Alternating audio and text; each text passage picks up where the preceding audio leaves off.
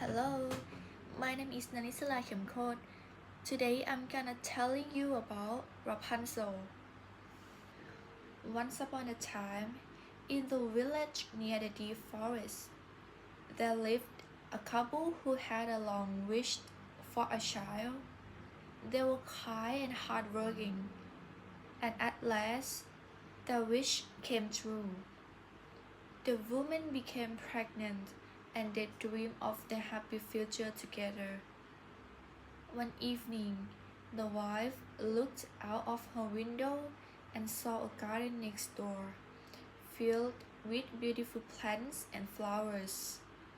It belonged to a witch named Gothel, and no one dared to enter it.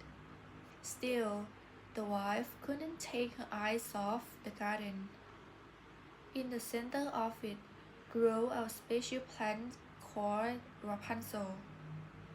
For days, she craved it so much so that she became weak and sick. "I will have some that Rapunzel from the garden," she whispered to her husband. "I don't know why, but I need it. I feel so ill."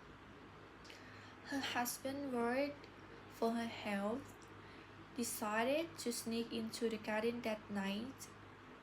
Though he feared the witch, he craved the shadow and picked a handful of Rapunzel leaves. His wife ate them and felt much better. But the next day, she wanted more. After once more, the husband told himself, but as he reached into the garden, a figure appeared in front of him. It was Gothel. "How dare you steal from my garden?" Gothel's voice was cold and sharp. "You pay for this." "Please," the man begged. "My wife is sick. She needed the Rapunzel to feel better."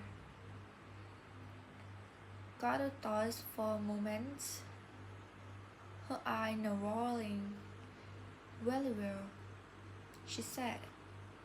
"But when the child is born, you must give her to me." The man was horrified. "No, we could never." "Then your wife will suffer," Gothel interrupted. "Choose." Fearing for his wife, the man agreed to the witch's terms. Though his heart was heavy with dread. When their daughter was born, Goddess appeared at the door without a word. She took the baby and disappeared into the forest. The couple never saw their child again. Goddess named her Rapunzel and raised her in the tall tower, hidden deep in the forest. The tower had no doors, only a single window at the top. Gothel never let anyone see Rapunzel, keeping her locked away from the world. As the year passed, Rapunzel grew into a beautiful young woman with long dark hair that gleamed softly in the sunlight. Her hair grew longer and longer, until it was so long that Gothel could use it to climb up to the tower. "Rapunzel, Rapunzel, let down your hair," Gothel would call each day. Rapunzel would lower her long braid out the window, and Gothel would climb up. Though Rapunzel was kind and gentle, she was terribly lonely. She often sat by the window, singing to pass the time. Her voice was sweet, and it echoed through the forest. Though she never dreamed anyone would hear it. One day, a prince was riding through the forest when he heard a beautiful voice. He stopped his horse and listened. Who could that be? He wondered. aloud. He followed the voice deeper into the woods until he came upon a tall tower. He looked up and saw a young woman at the window, singing softly. Her dark hair flowed down, catching the sunlight with soft, warm glow. The prince was amazed. How can I get up there? He thought, looking around. He circled the tower but found no door. Just as he was about to leave, he heard someone approaching. Quickly, he hid behind a tree and watched.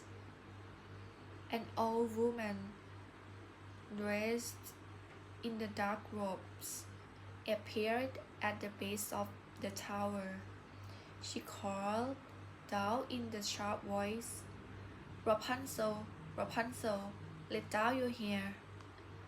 To the prince's surprise, a thick, dark breath fell from the window, and the old woman climbed up like a rope. Who is she? The prince wondered. And why is that girl locked away in the tower? He decided to return the next day to see if he could speak with the girl himself. The next day, the prince returned to the tower. He waited until the old woman had left. Then he stood at the base of the tower and called down, "Rapunzel, Rapunzel, let down your hair." Rapunzel, thinking it was Gothel, lowered her breath out the window. But when the prince climbed up and appeared at her window, Rapunzel gasped in shock. "You're not Gothel," she cried, stepping back. "No, I'm not," the prince said kindly. "I heard you singing and followed it here. I had to meet you." Rapunzel's heart raced. She had never seen anyone besides Gothel before. "But who are you?" "I'm a prince," he explained. "I mean you no harm. I only wanted to know who you were and why you are locked in this tower." Rapunzel sighed, sadness in her eyes. "The woman you saw, Gothel, took me as a baby. She's kept me here my whole life, and I don't even know why." The prince frowned. "That's terrible. You don't deserve to be trapped here. Come with me, and I will take you away from this place." Rapunzel shook her head. "I can't. God will find me. I have no way to escape." The prince thought for a moment. "Then I will come back each day and visit you. I will find a way to free you, I promise." Rapunzel smiled for the first time. "Thank you. No one has ever been kind to me before." For that day, the prince visited Rapunzel regularly, and they became close friends.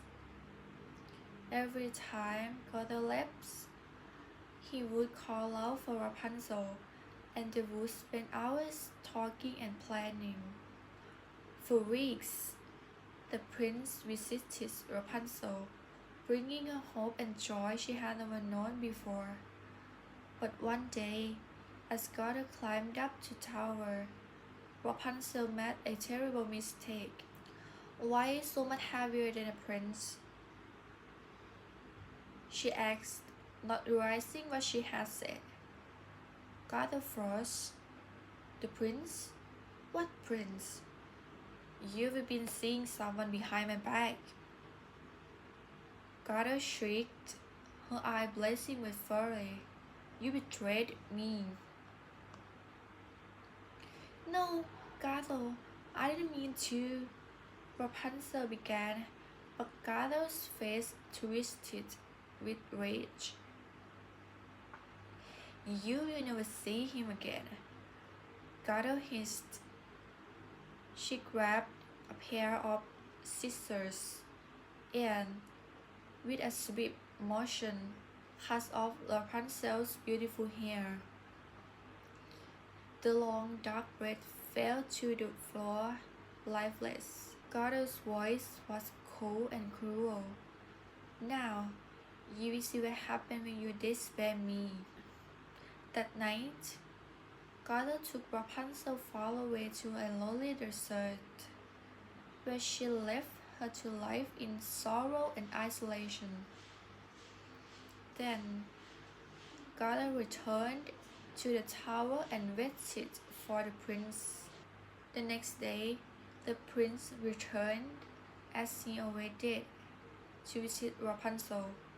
He called up to the tower, "Rapunzel, Rapunzel, let down your hair."